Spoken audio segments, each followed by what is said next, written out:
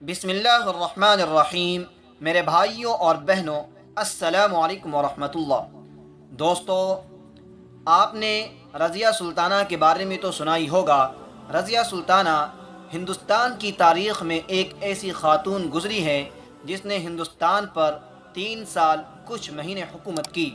ان کے حکومت کی داستان بہت زبردست ہے، تو آئیے آج کی اس ویڈیو کو شروع کرتے ہیں۔ دوستو، رضیہ سلطانہ کے خاندان کے بارے میں پہلے بات کر لیتے ہیں۔ دوستو، رضیہ سلطانہ کے والد شمس الدین التمش سلطان قطب الدین ایبک کے ترک غلام تھے۔ ان کی ہونہاری اور صلاحیتوں کو دیکھتے ہوئے قطب الدین نے انہیں پہلے اپنا داماد اور پھر بہار کا صوبے دار بنایا۔ 1211 میں التمش نے قطب الدین کے بیٹے آرام شاہ کو تخت سے اتار دیا اور خود بادشاہ بن گیا۔ انہوں نے تقریباً 35 سال حکومت کی اور رضیہ سلطانہ انہی کی بیٹی تھی۔ رضیہ سلطانہ سن 1205 بدایوں کے شہر میں پیدا ہوئی اور آپ کا انتقال 13 اکتوبر 1244 میں ہوا۔ آپ نے 34 یا 35 سال کی عمر پائی۔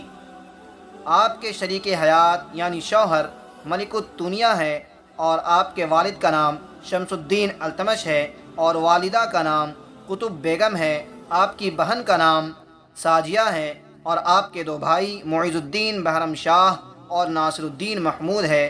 تاریخ کی کتابوں میں اور بھی بھائیوں کا ذکر ہے۔ دوستو، رضیہ سلطانہ میں حکمرانی کی صلاحیتیں بہت زیادہ تھیں۔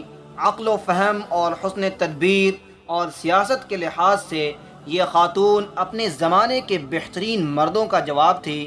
انسان کی صلاحیتوں کو جانچنے والوں کو رضیہ سلطانہ میں سوائے ایک عورت کے کوئی دوسرا عیب نہیں ملتا جو بادشاہت کے جلیل القدر مرتبے تک پہنچنے میں رکاوٹ تھی۔ رضیہ کا یہ شعار تھا کہ وہ قرآن کریم کی تلاوت بے حد ادب اور تعظیم کے ساتھ کرتی تھی۔ مذہبی معلومات کے علاوہ دوسرے علوم و فنون پر بھی اس کی بڑی گہری نظر تھی۔ دوستو، تاریخ کی کتابوں میں آتا ہے کہ رضیہ سلطانہ کے 8 بھائی تھے، لیکن والد کے سب سے زیادہ قریب رضیہ سلطانہ تھی، کیونکہ ان کے زیادہ تر بھائی ریاست چلانے کی صلاحیت نہیں رکھتے تھے، جسے شمس الدین التمش نے بہت پہلے محسوس کر لیا تھا۔ رضیہ رنگ و روپ کے علاوہ بھی ہر اس ہنر سے آشنا تھی جو حکمران بننے کے لیے، بادشاہ بننے کے لیے ضروری ہو۔ یہی وجہ ہے کہ التمش نے ان کی پرورش انہی خطوط پر کی۔ تلوار بازی، گھوڑ سواری کے ساتھ ساتھ اچھی تعلیم بھی دلوائی گئی۔ 9 عمری میں پردہ بھی شروع کروا دیا گیا۔ التمش نے انہیں اپنا جانشین مقرر کیا تو خاندان ہی نہیں بلکہ پورے ملک میں چیمی گوئیاں شروع ہو گئی۔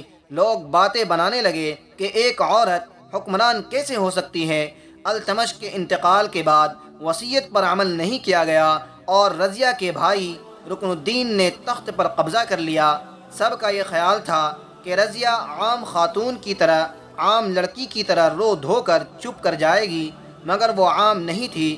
اس لیے سلطنت دہلی کے خاندان غلامہ کے بادشاہ شمس الدین التمش نے اپنے کئی بیٹوں پر ترجیح دیتے ہوئے رضیہ کو اپنا جانشین قرار دیا۔ التمش کے انتقال کے بعد رضیہ کے ایک بھائی رکن الدین نے تخت پر قبضہ کر لیا اور 7 ماہ تک حکومت کی، لیکن رضیہ سلطانہ نے دہلی کے لوگوں کی مدد سے 1236 عیسوی میں بھائی کو شکست دے کر تخت حاصل کر لیا۔ کہا جاتا ہے کہ تخت سنبھالنے کے بعد انہوں نے عورتوں کا لباس پہننا چھوڑ دیا تھا اور مردانہ لباس زیب تن کر کے دربار اور میدان جنگ میں شرکت کرتی تھی۔ رضیہ سلطانہ کے مخالفین نے جب دیکھا کہ دہلی کے عوام رضیہ کے جانثار ہیں تو انہوں نے دیگر علاقوں میں سازشوں کے ذریعے بغاوتیں پھیلائی۔ سلطنت کی اہم شخصیات نے بھٹنڈا کے صوبے دار ملک الدنیا کی قیادت میں رضیہ کے خلاف بغاوت کی۔ رضیہ سلطان ان کی بغاوت کچلنے کے لیے دہلی سے فوج لے کر نکلی، مگر اس کی فوج نے رضیہ کے خلاف باغیوں کا ساتھ دیا۔ رضیہ کا وفادار جنرل امیر جمال الدین یاقوت مارا گیا۔ رضیہ کو گرفتار کر لیا گیا۔ باغیوں نے رضیہ کے بھائی معیز الدین بہرام کو بادشاہ بنا ڈالا۔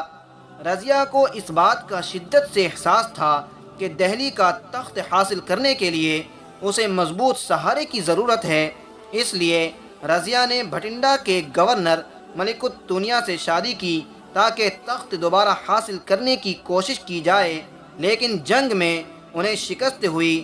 رضیہ اپنے شوہر کے ساتھ جان بچانے کے لیے کھیتل یا کرنال کی طرف چلی گئی، جہاں ڈاکوؤں کے ہاتھوں دونوں میاں بیوی مارے گئے۔ سلطان بہرام شاہ کے سپاہی جو ان کی تلاش میں تھے ان کی لاشوں کو پہچان کر دہلی لے آئے، انہیں پرانی دلی میں سپرد خاک کیا گیا۔ سر سید احمد خان کی کتاب آثار الصنادید کے مطابق دہلی کے ترکمان دروازے کے اندر محلہ بلبلی خانہ میں 2 قبریں ہیں، ان قبروں کو رجی سجی کی درگاہ کہا جاتا ہے۔ یہ قبریں رضیہ سلطان اور ان کی بہن شازیہ کی ہے، ان پر کسی قسم کی کوئی تختی نہیں ہے۔ یہاں ہر جمعرات کو ہر مذہب کے لوگ جمع ہوتے ہیں، قبروں پر چراغاں کیا جاتا ہے، لوگ منتیں مانتے ہیں۔